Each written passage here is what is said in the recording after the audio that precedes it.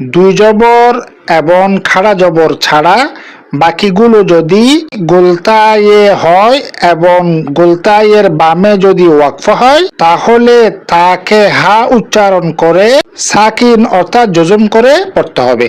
আউযু বিল্লাহি মিনাশ শাইতানির রাজিম। বিসমিল্লাহির রহমানির রহিম।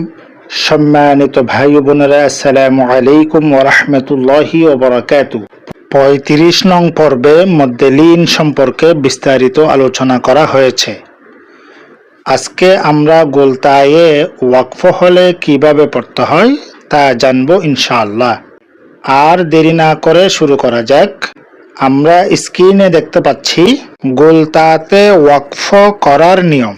গোলতায়ের বামে ওয়াকফ হলে এবং গোলতায়ে জবর, জের, পেশ, দুই জের, দুই পেশ, খাড়া জের, উল্টা পেশ হলে তখন গোলতাকে হা সাকিন অর্থাৎ জজম করে পড়তে হয়। কয়েকটা উদাহরণ দেখলে আমরা আরো স্পষ্টভাবে বুঝতে পারবো।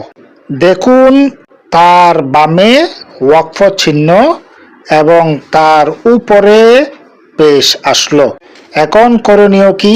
এখন আমাদের করণীয় হচ্ছে গোলতাকে হা সাকিন অর্থাৎ জজম করে পড়তে হবে। আল কারিআহ, গোলতাকে হা সাকিন অর্থাৎ জজম করে পড়লাম আল কারিআহ। সেম আমরা এখানেও যদি দেখি গোলতায়ের বামে ওয়াকফ চিহ্ন আসলো এবং গোলতায়ের উপরে পেশ আসলো। মাল কারিআহ ফাক্কু রাকাবাহ। এখানে যদি দেখি গোলতায়ের নিচে দুই জের আসলো এবং গোলতায়ের বামে ওয়াকফ হলো।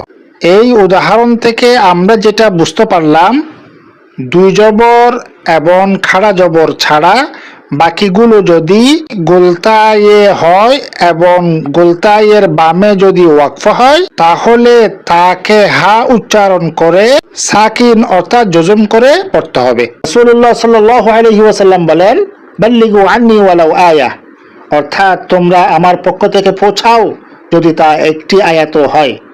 এই হাদিসকে মান্য করে লাইক, কমেন্ট ও শেয়ার করে ধর্মপ্রাণ মুসলিম ভাই বোনদের শিকার সুযোগ করে দিই।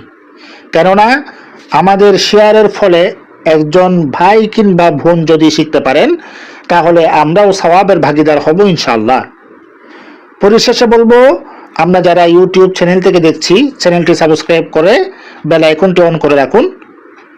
আর আমরা যারা ফেসবুক পেজ থেকে দেখছি পেজটি ফলো করে রাখি, যাতে আমরা পরবর্তী ভিডিওগুলো ধারাবাহিকভাবে দেখে শিখতেও জানতে পারি। আগামী পর্ব দেখার আমন্ত্রণ জানিয়ে এখানে শেষ করছি। আসসালামু আলাইকুম ওয়া রাহমাতুল্লাহি ওয়া বারাকাতুহু।